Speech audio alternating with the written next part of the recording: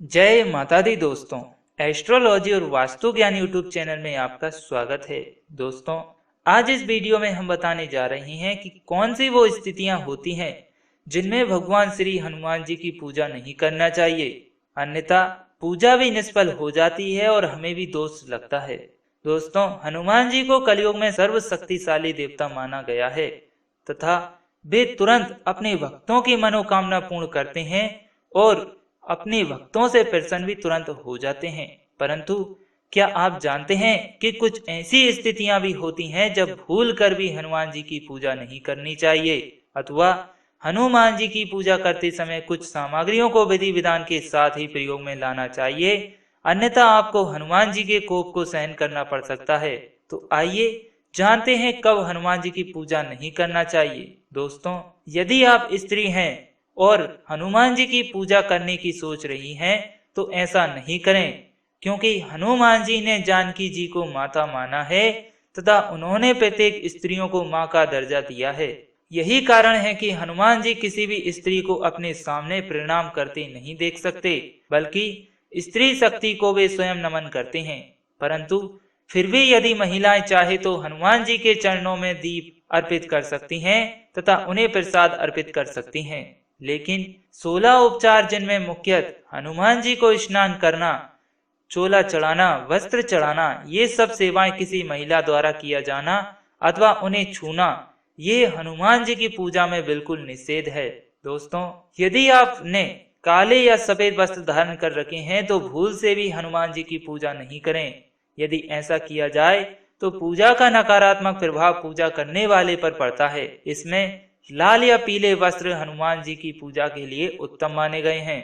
और यदि आपने मांस या मदिरा इत्यादि का सेवन कर रखा है तो भूल से भी हनुमान जी के मंदिर में ना जाएं या घर पर भी उनकी पूजा अर्चना नहीं करें, क्योंकि ऐसा करने पर हनुमान जी अति शीघ्र कुपित हो जाते हैं तथा जिसके भयंकर परिणाम आपको भुगतने पड़ सकते हैं।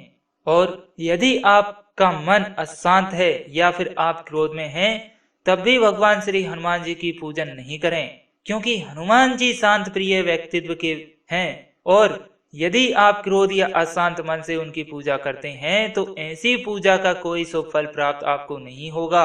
उनकी इच्छा सिर्फ ये है कि जो भी भक्त उनको पूजता है बस मात्र उनको सच्चे मन से एक बार उनका नाम लेगा तो भी वह उनकी वही कृपा प्राप्त करेंगे उनके ऊपर जितना कि एक व्यक्ति लाखों करोड़ों रुपए खर्च करता है। तो लाखों करोड़ों खर्च करने की बजाय आप एक बार सच्चे मन से भगवान का नाम लीजिए तो सही, तब देखिए कि भगवान आपके ऊपर कृपा बरसाते हैं कि नहीं। यदि आप क्रोध में अशांत रूप में मांस मदिरा खाकर उनकी पूजा करेंगे तो इससे कोई भी फल प्राप्त नहीं होगा, अन्यथा आपकी पूजा भी निष्फल हो जाएगी और आपको फल की जगह निष्फल मिलेगा और आपको कई तरह की परेशानियां भी आ सकती है।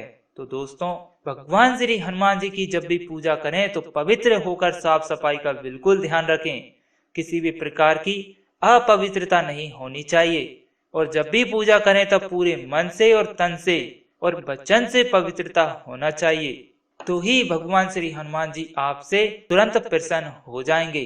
पूजन के दौरान गलत विचारों की ओर मन को भटकने ना दें और हनुमान जी की पूजा में चरणामृत का प्रयोग नहीं करना चाहिए। यदि ये सब बातों का ध्यान आप हनुमान जी की पूजा में रखते हैं तो आपको हनुमान जी की पूजा नहीं करनी चाहिए, क्योंकि इन सावधानी को अपनाए बिना हनुमान जी की पूजा व्यर्थ है, अर्थात वे फलदायी नहीं होती हैं। तो दोस्तों, और यदि घर के मंदिर में हनुमान जी की मूर्ति खंडित है अथवा टूटी मूर्ति हो तो कभी भी उनकी पूजा नहीं करें, चाहे वह मूर्ति कितनी ही प्रिय क्यों ना हो। शास्त्रों में खंडित मूर्ति की पूजा अशुभ मानी गई है तथा हनुमान जी के खंडित मूर्ति की पूजा अशुभ प्रभाव लाती है। इस मूर्ति को आप किसी पंडित जी से पूछकर किसी नदी में प्रवाहित करवा दें, लेकिन उसके साथ पूजा भी करनी है तो पंडित जी से इस बात का विशेष एक बार आप चर्चा जरूर कर लें। तो दोस्तों, ये तो थी एक छोटी सी जानकारी जिसमें हमने जाना कि कौन सी वो परिस्थिति है जिसमें भगवान श्री हनुमान जी की पूजन नहीं करना चाहिए। यदि आपको जानकारी पसंद आई हो वीडियो में दी गई तो कृपया वीडियो को लाइक और शेयर जरूर करें और इसी तरह की अगली जानकारी के लिए आप हमारे एस्ट्रोलॉजी और वास्तु ज्ञान यूट्यूब चैनल को जल्द से जल्द अभी सब्सक्राइब कर लीजिए। धन्यवाद। जय माता दी।